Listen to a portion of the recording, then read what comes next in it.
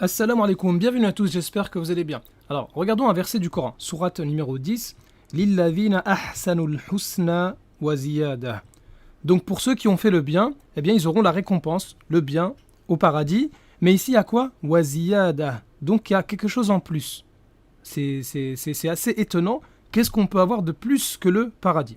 Pareil, si je prends la sourate numéro 50, en parlant des gens du paradis, Lahum ma yasha'una fiha, ils auront au paradis tout ce qu'ils voudront, waladayna mazid. Et auprès de nous, il y a plus.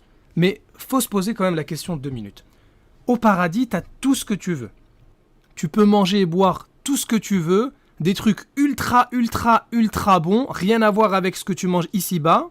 Tu peux avoir la dernière voiture ou la dernière motocross que tu veux, des trucs avec 158 vitesses qui vont à 1 milliard à l'heure, des trucs super bien.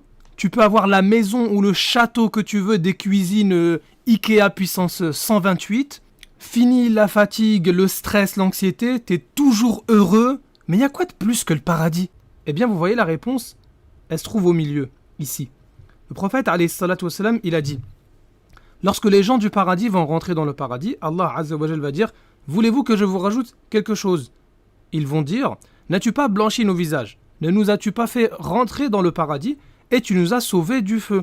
Autrement dit, c'est bon, on est déjà au paradis, on est heureux, on est content, on a tout ce qu'on veut, on a gagné. Mais la vraie victoire, c'est la suite. Alors, Allah Azza wa Jal va lever le voile et il ne leur sera pas donné une chose qui leur sera plus aimée que de regarder leur Seigneur. Ah, voilà ce qu'il y a de mieux au paradis. C'est ça le vrai paradis. Le vrai paradis, c'est pas le paradis matériel. Bien sûr, c'est une bonne chose. Mais ce qu'il y a de meilleur, c'est, imagine-toi, voir celui qui t'a créé, celui qui a tout créé, celui qui a créé la nuit et le jour, celui qui a créé le soleil, la lune, les étoiles, les montagnes, les océans, les arbres, les animaux, celui qui a pensé à tout. Autrement dit, celui qui connaît tout, l'omniscient, l'omnipotent. Celui qui est le plus miséricordieux des miséricordieux. Le voir au paradis, c'est ça la meilleure des choses. C'est ça la vraie victoire. Et Allah Azza wa Jal nous le dit également dans Surat al-Qiyamah, la sourate numéro 75. Wujuhu yawma idin nadira. Il y aura ce jour-là des visages resplendissants. Ila rabbiha nadira.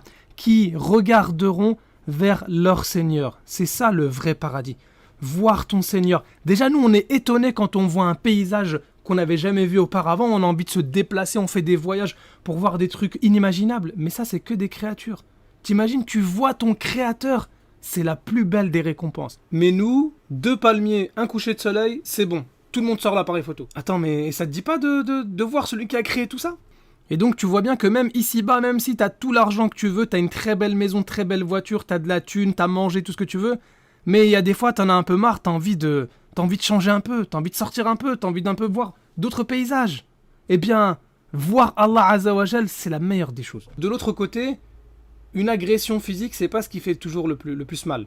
Quand quelqu'un il t'ignore, ou bien quand une personne ne te donne aucune considération, elle ne te regarde même pas, elle ne te permet même pas de la visiter, elle t'ignore, eh bien ça fait encore beaucoup plus mal que si elle t'avait frappé.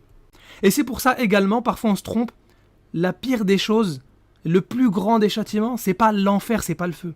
Le plus grand des châtiments, c'est d'être privé de cette vision de voir Allah Azza wa Jal. Regardons la suite de la sourate numéro 75. Il y a des gens qui seront privés de la vision d'Allah Azza wa Jal.